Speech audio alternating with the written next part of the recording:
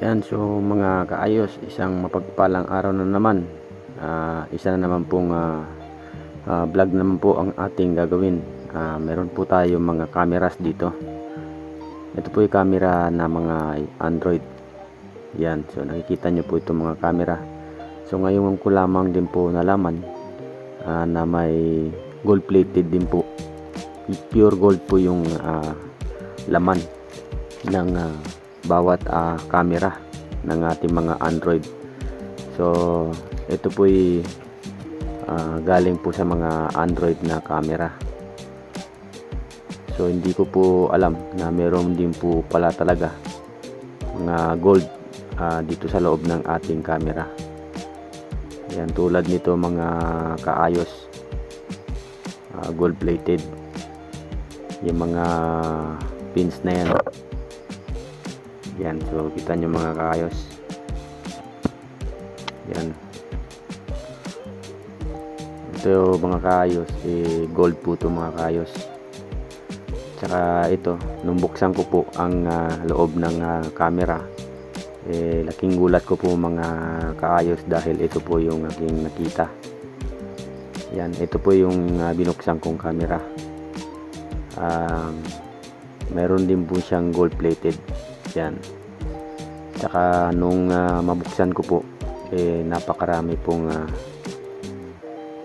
laman.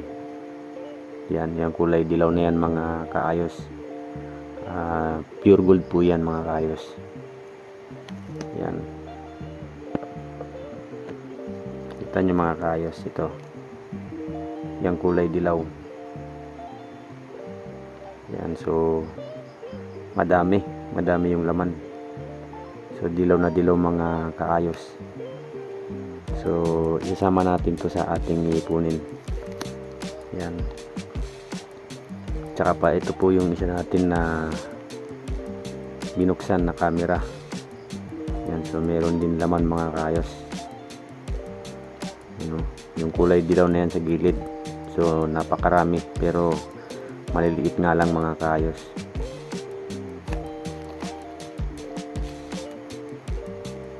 At saka ito mga kaayos, so meron din. So kung tatansyahin natin, kung marami-rami tayong may ipon na ganito mga kaayos, marami-rami din tayong may ipon na gold, mga gold plated or gold. So dito sa camera mga kaayos, dahil sa sobrang maliliit, matik na to mga kaayos. Pure gold na to mga kaayos, wala na tong halong copper. Yan. So ganito lamang po yung aking mga iniipon. Ito, kung bubuksan natin to mga kaayos, napakarami nitong pure gold. Yan. So ito pa, meron pa tayong mga naipon na mga camera, mobile camera to mga kaayos. Pwede rin kung anong klaseng camera. Mas maganda kung mga old model dahil yun yung mga pure na may lamang ginto. Yan, so ito yung ating nalikom. So dadagdagan pa natin to mga kaayos dahil marami-rami to kapag naipon natin. Yan.